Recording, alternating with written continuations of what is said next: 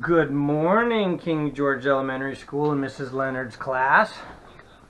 Mrs. Leonard asked me to do a special thing, and that is to talk to you guys while you're at home because of what's going on with the COVID-19. And she gave me a bunch of books to read for you. So, if you don't mind, I'd like to come into your home on the internet here and read you some books, and we'll pick up on Junie B, where we left off, and I have two other books that Miss Leonard would like me to read.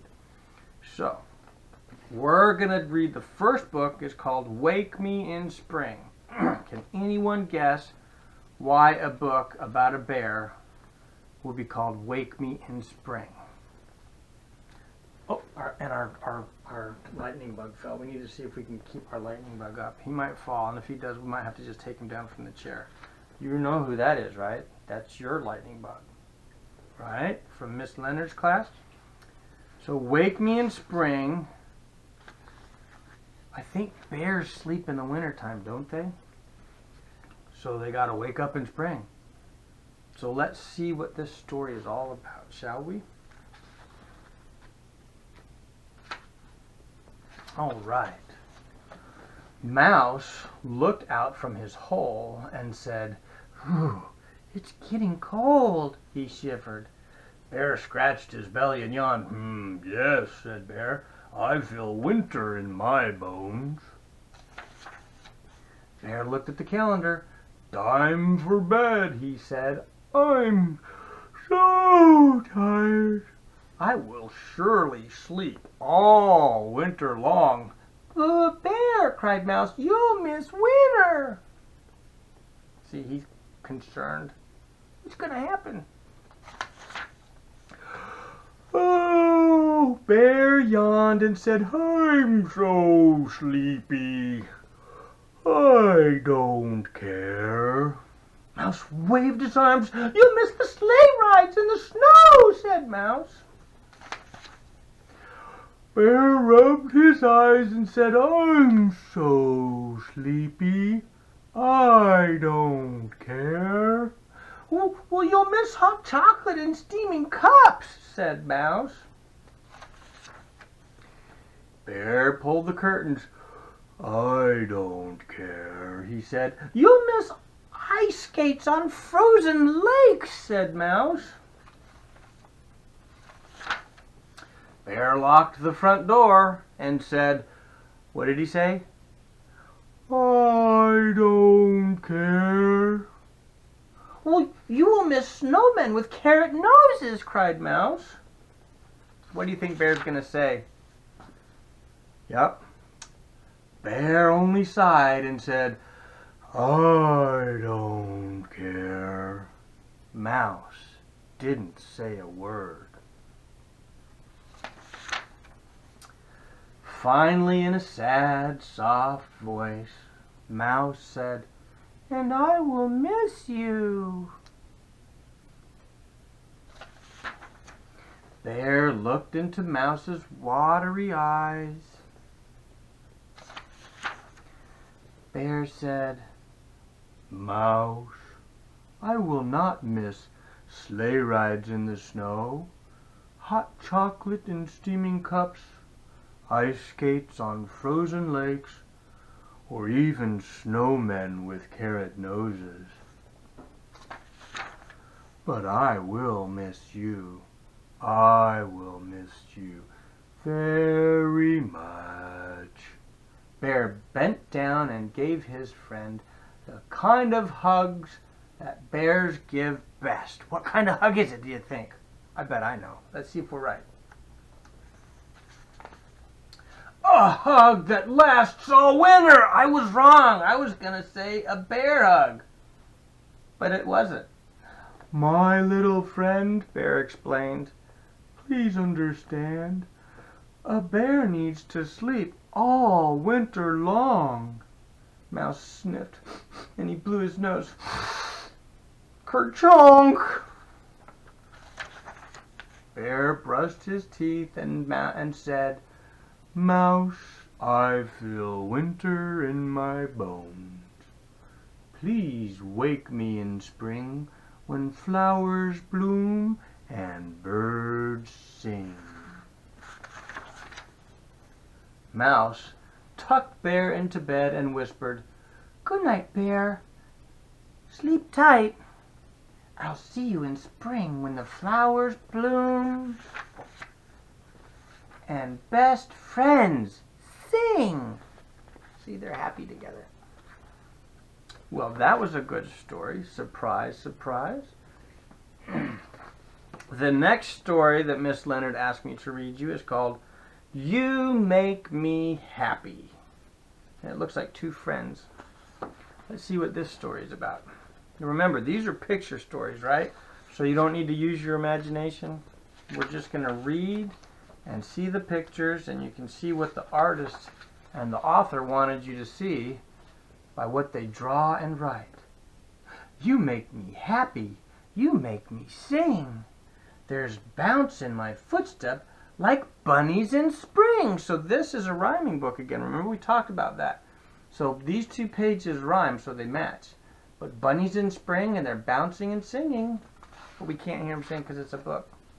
You make me happy, like birds taking flight, like a waterfall twinkling, like morning's first, and what would rhyme? Flight, and morning's first light. Very good, guys. The things that you do and the things that you say fill me with sunshine and brighten my day. Very good. You're so wonderful, I'm full of surprise. We see things afresh through each other's eyes. They made snow people of themselves. I wonder if the hedgehog made the fox and if the fox made the hedgehog. What do you think? You show me the fun in whatever we find. We know we look silly, but hey, we don't mind. You love to be cheeky. You know what cheeky means? Kind of silly. That's a word that you don't probably use a lot. You love to be cheeky. You know that you do. But I can't seem to ever stay grumpy with you. They're playing in the leaves. You guys ever done that in the fall? Raked a big pile of leaves and played in it? Whenever you hug me so tight and so sweet, my toes start to tingle, my heart skips a beat. That's a good friendship right there. When the going gets tough and life makes me frown, when my heart starts to sink like the sun going down, you bring back the sunshine, and out of the blue, you make me laugh with the things that you do. I find that I'm giggling, I find that I'm glad, I find that I'm smiling, no time to be sad. He fell down and his umbrella got muddy. But Fox flipped his umbrella upside down and he's paddling in it like a boat. That's silly. Oh, wow. And when I look into your bright sparkly eyes, there's a song in my heart, there are stars in the skies. Now these guys are friends, but they're not the same. He's a hedgehog and he's a fox. Or she's a hedgehog and she's a fox. Or he and she. Or she and he. But they're not fox and fox. Oh, well, I got to turn the book. You see that? You make me happy. You make me new. Together there's nothing that we cannot do. They built a tree house way up in a tree. Oh, I gotta turn it back.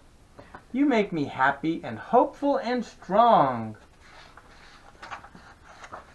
And right by your side is where I belong.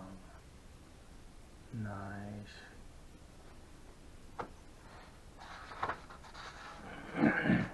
Well, that was a good book about friends. I like that one. Thank you, Miss Leonard, for picking that one out.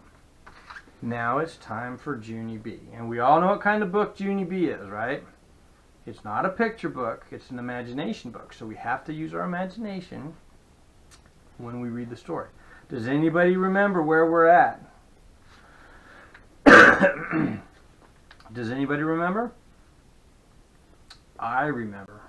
So this is Junie B and and I'm going to say it, her big fat mouth, because she mouthed off in class when they had career day, remember?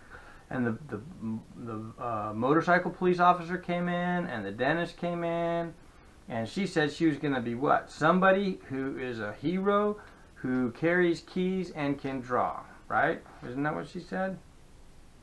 So, let's see. I think we talked about it. I thought she was going to be a teacher, but I was wrong. Remember, I read ahead? She's not going to be a teacher, but she is somebody in the school. Somebody actually in the class actually said who she was going to be, and they were right. So let's see if we can remember this. When I got off the bus, I zoomed to room 9. That's because I wanted job day to start very quick. Only first we had to take attendance. And then we had to say, I pledge allegiance to the flag of the United States of America and to the republic for which it stands, except I don't know what that silly story is even talking about.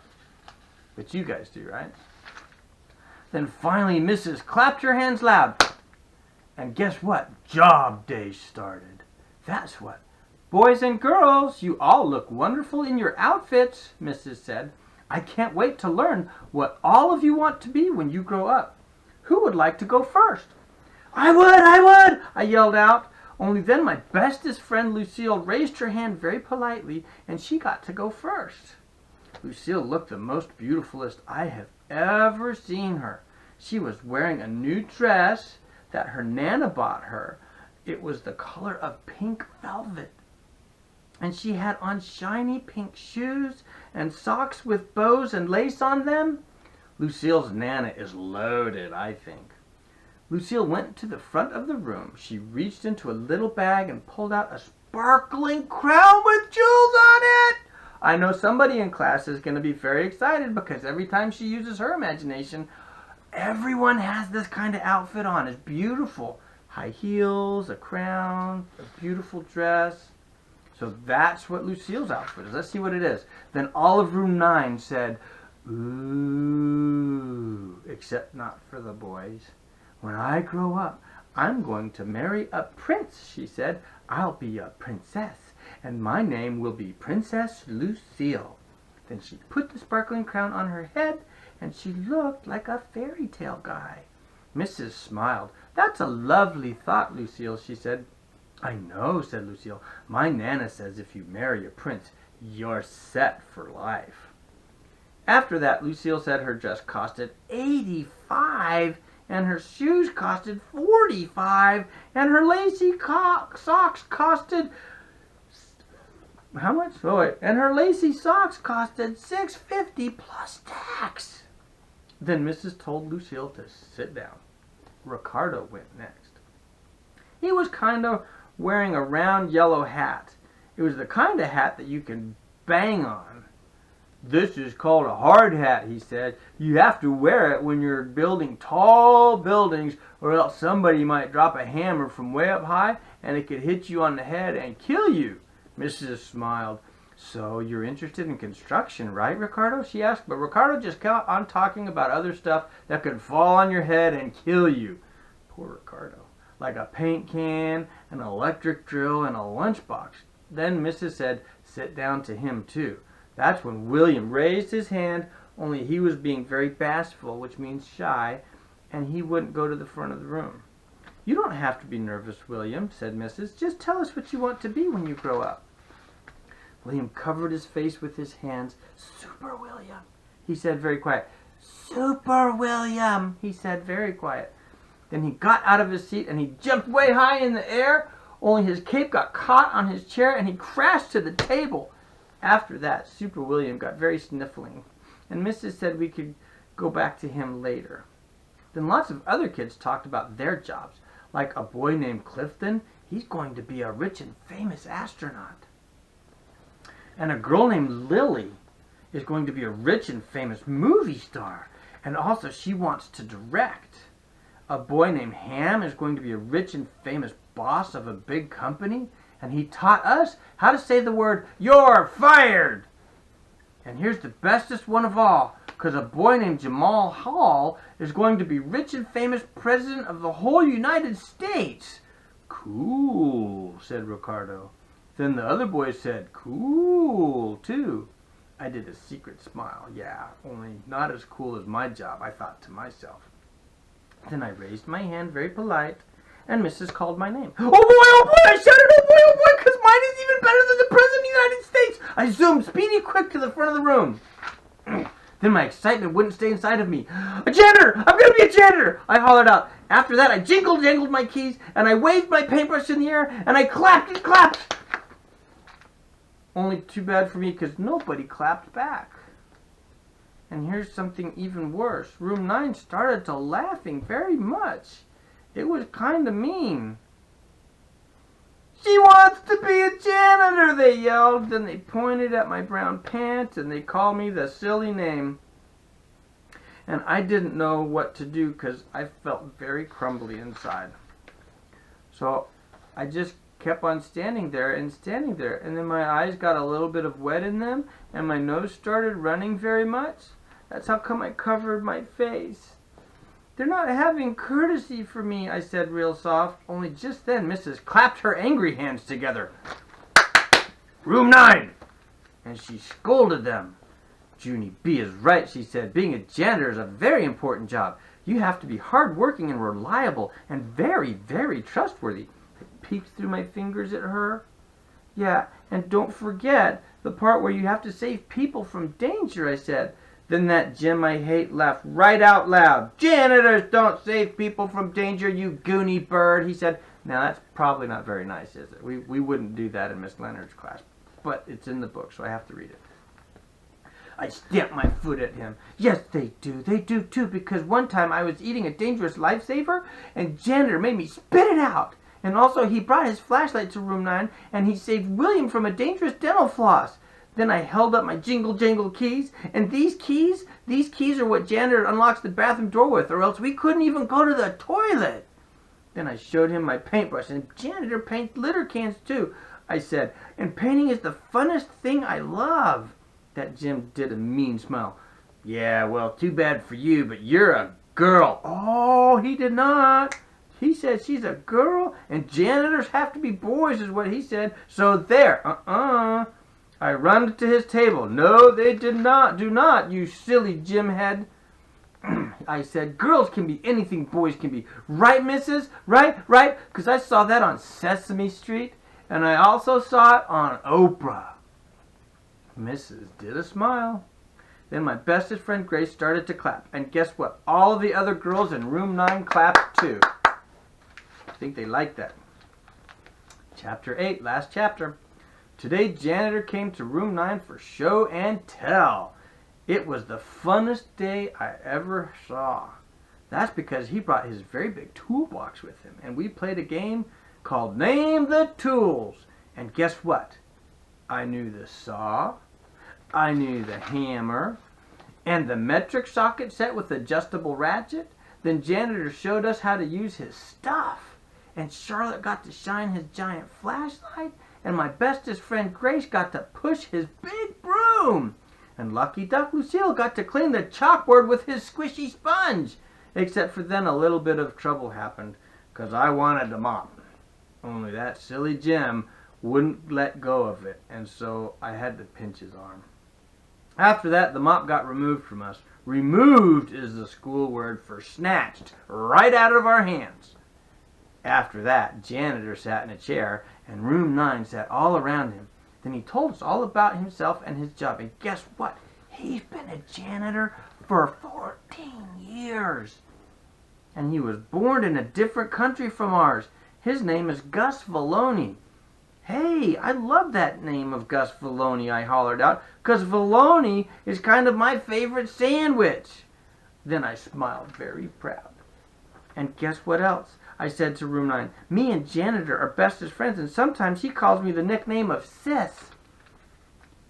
Then janitor winked at me, and so I winked back, except for both my eyes kept on shutting.